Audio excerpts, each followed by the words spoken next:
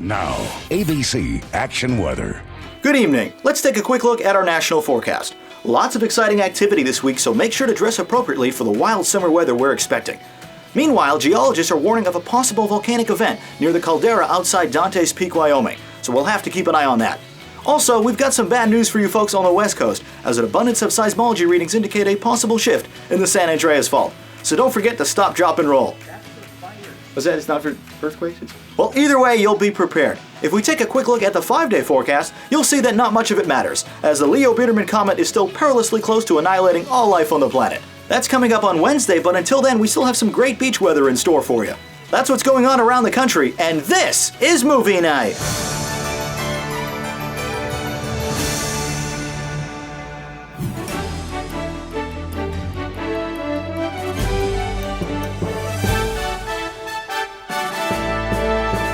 Hello and welcome to Movie Night, in-depth film reviews in less than 5 minutes. I'm your host, Jonathan Paula. Over the last 6 years, I've reviewed a lot of disaster movies here on the show, probably because I've always had a soft spot for seeing American cities destroyed by acts of nature and/or alien invasions. So tonight we'll take a look at 3 more of these films, beginning with Dante's Peak.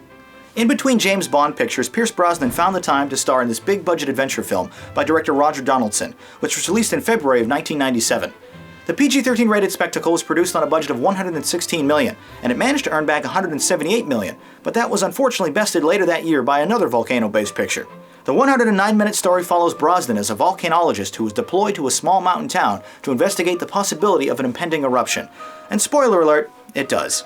As expected, Pierce is up to the task as the concerned yet heroic scientist who remarks on his own shortcomings. I've always been better at feeling out volcanoes than people in politics. He also exhibits a charming romantic side opposite the headstrong and always capable Linda Hamilton. Elizabeth Hoffman, Charles Hallahan, and a few other familiar faces round out the supporting cast with somewhat believable performances, at least once you consider the hectic environment they find themselves in. Rachel, Ruth, come on, we gotta go.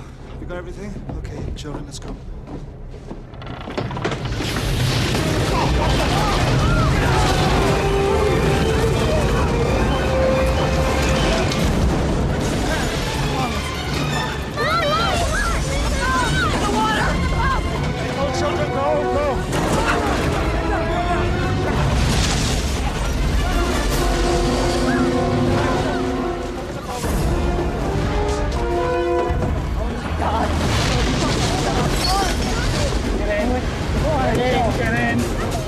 As the elderly grandmother, however, Hoffman is particularly annoying in how dumb and stubborn her decisions are, opting to leap into a boiling lake for no other reason than to burn alive in the water. Following an intense opening prologue that sees our hero's car driving through practically every obstacle, the movie settles into a tired narrative where none of the townsfolk take the experts seriously. After what seems like forever, the slow romantic story finally steps aside to allow the action to begin in earnest. This second half is what saves the disaster film from being, well, a disaster. The events that unfold remain somewhat scientifically accurate, but are no less ridiculous. And of course, the family dog manages to survive everything. This was the 90s after all. James Newton Howard's bombastic score sets a strong undercurrent for the picture's constantly building tension. The combination of practical effects, impressive model work, and computer imagery results in some truly horrific and effective visuals, but repeated use of obviously faked window reflections were unnecessary and frequently took me out of the moment. Filmed on location in Wallace, Idaho, which stands in for the fictional town of Dante's Peak, Donaldson fills the wide Super 35 frame with beautiful shots of the Pacific Northwest. A bit more serious than its 1997 counterpart Volcano, this picture suffers from its lack of action, but when you get past the slow start and predictable plot points, it provides for some exciting drama set against a pseudo-scientific catastrophic backdrop. For fans of Pierce Brosnan or the disaster genre, Dante's Peak highlights a fascinating disaster with believable excitement. I thought it was pretty cool. Next up, Deep Impact. The first of 2 asteroid-themed movies released in the summer of 1998, this science fiction disaster film from director Mimi Leder was the less successful of the pair, but still managed to gross a respectable $350 million against its $80 million budget. With a 7-mile-wide comet barreling towards Earth, only those allowed in specialized fallout shelters will survive, unless of course a team of American astronauts can destroy the threat first. Although scientifically plausible, the film is infused with melodramatic cliches and cheesy dialogue. The PG-13 rated story also features a bevy of B-listers, including Elijah Wood, James Cromwell, Jon Favreau, Richard Schiff, Denise Crosby, Kurtwood Smith, Mike O'Malley, Blair Underwood, Mary McCormick, and Robert Duvall. This large ensemble is familiar and decently talented, but none have the screen presence or recognition to really carry a blockbuster like this, least of all the movie's lead, Tay Leone. Not only is she a bit too young for the news anchor character she's portraying, she scuttles through the proceedings like she's being constantly caught off guard. In addition to being perpetually rattled, her rigid bowl haircut isn't doing her any favors either. As the President of the United States, however, Morgan Freeman is easily the best actor here by a long shot, anchoring the picture with much needed gravitas. Now we have to make some decisions together. What do we do? You have a choice. We have a choice. Right now. Ever since the comet was discovered, we've been hoping and working for the best. But we've also been planning for the worst. Our strategy has been twofold.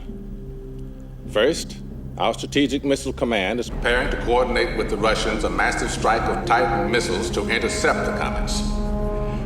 If we can deflect these comets enough, they will bounce harmlessly off our atmosphere and head on out into space.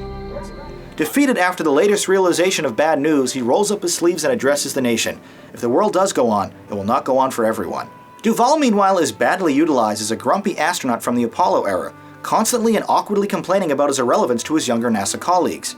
Portraying the nation's best and bravest explorers as petty jerks with a grudge against their own idol is an absurd characterization. But that's not their only thread that fails to ring true. Later, when Duvall proposes a solution that will result in certain death for all involved, the incredulity and surprise from the other astronauts makes no sense whatsoever. The entire planet is about to be vaporized, and they've spent the last 6 months in a tiny capsule outrunning a monster comet, and it never once occurred to them they might die?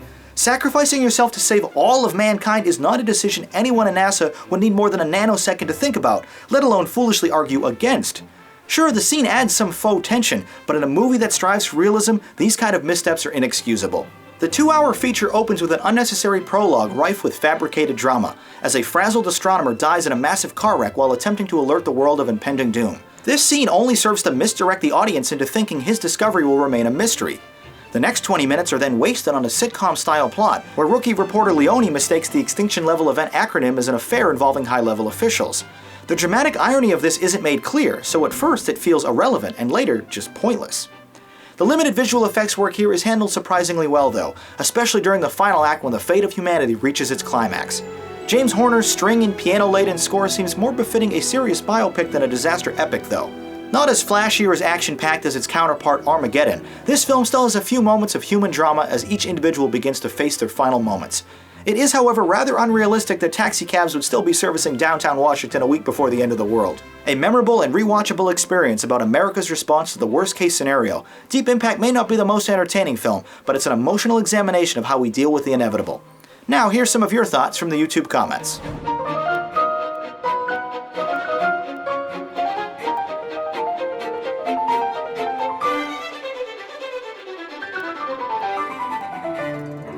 Most agreed this film was missing enough action to really stand out as a strong disaster film. We both rated it a 7 out of 10.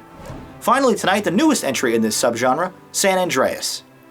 Released worldwide on May 29, 2015, this $100 million action adventure was directed by Brad Peyton and based on an original screenplay by Carlton Cuse. When the big one finally cracks open the titular fault line, a Los Angeles Fire Department chopper pilot, played by Dwayne Johnson, must journey across the devastated state to save his daughter, Alexandra Daddario. Laying out the disastrous consequences, Caltech seismologist Paul Giamatti warns that the impending quake will be so strong you'll feel it on the East Coast. He doesn't get much screen time after the first act, but his pitch-perfect delivery easily elevates the otherwise trite material. The 114-minute film opens with some coy misdirection involving a distracted teen driver. It's a clear signal that this picture isn't necessarily going to be as predictable as you'd expect. This scene segues into a riveting helicopter rescue sequence inside a narrow San Fernando canyon, which unfortunately realigns the film to the traditional and predictable style. In the lead role, Johnson shows a remarkable amount of depth in the surprisingly well-written role, welling up when confessing his guilt over the tragic death of his other child. His icy and distant relationship with his ex-wife, played by the beautiful badass Carla Gugino, is handled extremely well, but the whole mending a broken relationship against the backdrop of major trauma is a trope that's been done to death. But it's worth pointing out that Carla is actually a year older than her WWE co-star, quite a rarity in cinema these days. When Gugino forcibly tells off her cowardly boyfriend, it's easy to root for her to succeed. Following her breakout performance in HBO's True Detective, it's obvious Daddario can act, but it's still pretty clear what her secondary purpose is. I swear her fantastic cleavage jiggles around more than the Earth does. Hugo Johnson-Burt and Art Parkinson contribute fun performances to a love interest/sidekick duo that accompany Alexandra through the chaos, and Kylie Minogue also has a totally useless cameo as an unnecessarily bitchy character. But that's it, that's mostly every character in the cast. Instead of showcasing dozens of separate perspectives, Peyton keeps the picture tense by focusing all the drama around one family, and their singular quest to reunite with one another. Their emotional relationships aren't a shallow afterthought, but instead an integral part of the story. This is of course a big-budget disaster movie though, and not a family drama, and thankfully that's where San Andreas really delivers. From one heart-stopping set piece to the next, the entire PG-13 rated film is littered with harrowing stunts, unreal visuals, and a terrific sound mix. And although watching massive skyscrapers dissolve into a cloud of dust may invoke imagery of 9/11, it's undeniably thrilling when the events are completely fictional.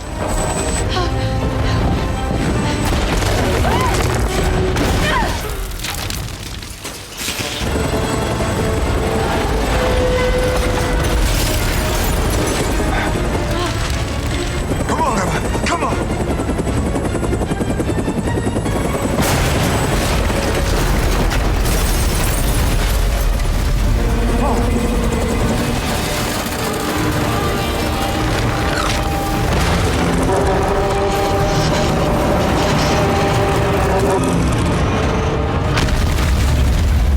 It is a touch irksome that the Earth seems to shake whenever it's convenient to the plot, always knocking our heroes down just as they seem to regain their footing. This is not a film that shies away from the money shot, lingering on sweeping wide angles that showcase the city-wide devastation.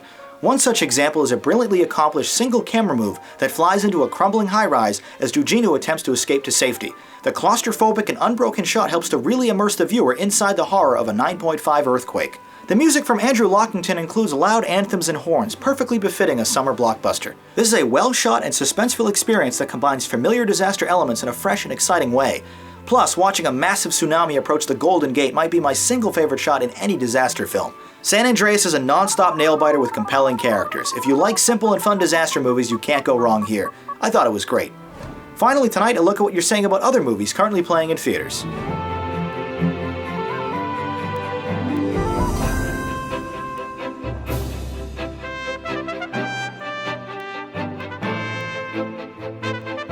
If you see a new movie in theaters, tweet your review with the JPMN hashtag. Next week, in honor of its 40th anniversary, we'll be reviewing the granddaddy of all the blockbusters, Jaws.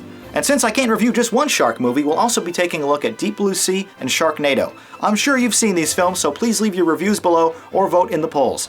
If you'd like to watch more movie night videos, check out the related reviews on the right, or click subscribe if you'd like to see more of this show in the future. And if you're feeling generous, you can help support the show by visiting my Patreon page. Once again, my name is Jonathan Paula. Thank you for watching and listening. Until next time, have a good movie night.